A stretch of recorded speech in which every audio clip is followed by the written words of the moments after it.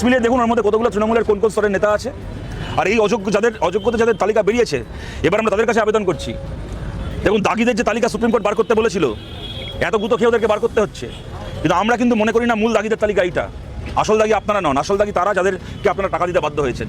দাগিদের তালিকা বলতে কিন্তু আমরা তৃণমূলের সেই চোর নেতাগুলোর নামের তালিকা বুঝি। সবাই সেটিং করে নিয়েছে, কিন্তু আপনারা কেন অপমান সহ্য করবেন? আমি নিজে জানি, এরকম ঘটনাও শুনেছি, কোনো ছেলে কি কোনো মেয়ে, সে হয়তো পরীক্ষায় হয়তো তার 40টার মধ্যে হয়তো 35টা উত্তর জানা ছিল, তাকে একবার ইনস্ট্রাকশন দেওয়া ছিল টাকা নিয়ে তার থেকে যে সাদা খাতা জমা দিতে হবে, আমরা আনসার ভরে আমরা তোমায় চাকরি দেওয়াবো। সেই মতো সে সাদা খাতা জমা দিয়ে টাকা দিয়ে চাকরি কিনেছে, তারা যে চাকরি চলে গেছে। এক একজনের এক রকম গল্প। আবার অনেকে আছে জীবনে কোনো দিন মানে নিজের নাম সই করতে পারে না, সেও এখন ক্লাসে গিয়ে পড়াশোনা করাচ্ছে সেই চাকরি পেয়েছে টাকা দিয়ে। কিন্তু আমরা বলছি, এই সামাজিক লজ্জা গ্লানি একমাত্র আপনারা কেন নেবেন? যারা টাকা খেয়েছে আপনাদের কাছ থেকে, তারা চুরি টাকাগুলো ভোগ করবে, আপনারা মাথা নিচু করে ঘুরবেন। এত কিছু করে পারলেন না তো চাকরি বাঁচাতে। মমতা ব্যানার্জি অনেক আশ্বাস দিয়েছিল, তোমাদেরটা বুঝে নেবো, দেখে নেবো, এই করে নেবো। পারলেন না তো দেখে নিতে, বুঝে নিতে।